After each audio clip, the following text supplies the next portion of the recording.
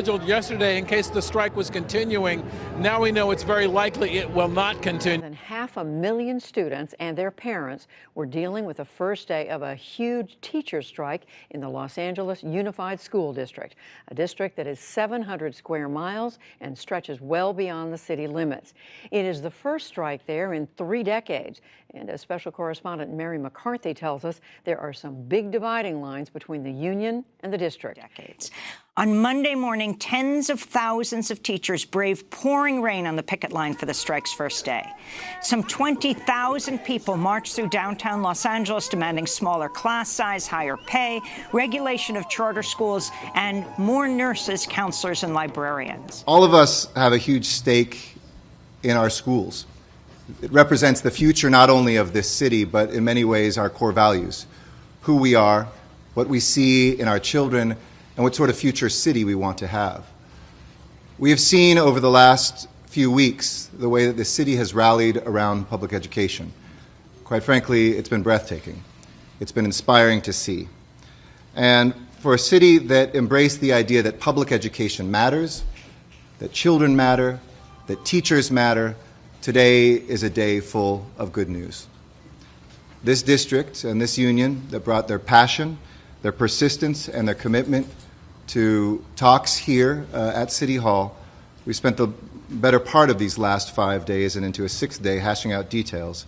And I'm proud to announce that pending approval by the teachers represented by UTLA and education professionals and the Board of Education, that we have an agreement that will allow our teachers to go back to work on their campuses tomorrow.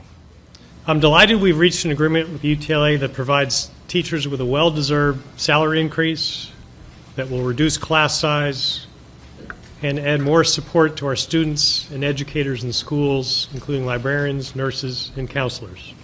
Austin Buettner and I, we certainly have our differences, and we've expressed those, and I think we'll continue to express those. But what we've been able to do over the last chunk of days is work together with a bunch of partners and a bunch of help to forge an agreement that we're both committed to making sure is implemented to make sure that our students are served and our schools are improved.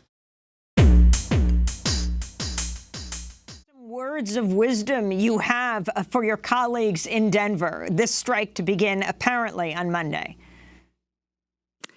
Yes, and we're excited for the educators in Denver that they've taken this step. And I feel like what we've learned through the years is that when you communicate clearly what the message is and you reach out to parents and community, our collective power is what got us to win. We have a chapter leader in every single school, and we have teams now, organizing teams at every school, and we have constant communication. I think, as you see, Amy, when you talk to anybody, any teacher or parent out there that were on the picket lines, they will tell you the same message, why we're fighting, and it's very clear to us.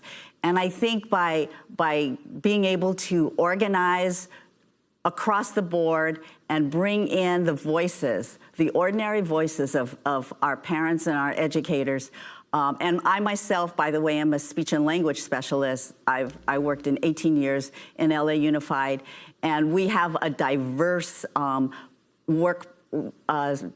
diverse membership, including speech and language, including health and human services, OTPT, psychiatric social workers, and so forth. And sometimes these little groups feel like their voices aren't heard, but we were able to draw attention to all of the needs in our schools, all of the professionals, and also the students, of course, and what they need, and really lift this up and to see it as an issue of social justice in our schools.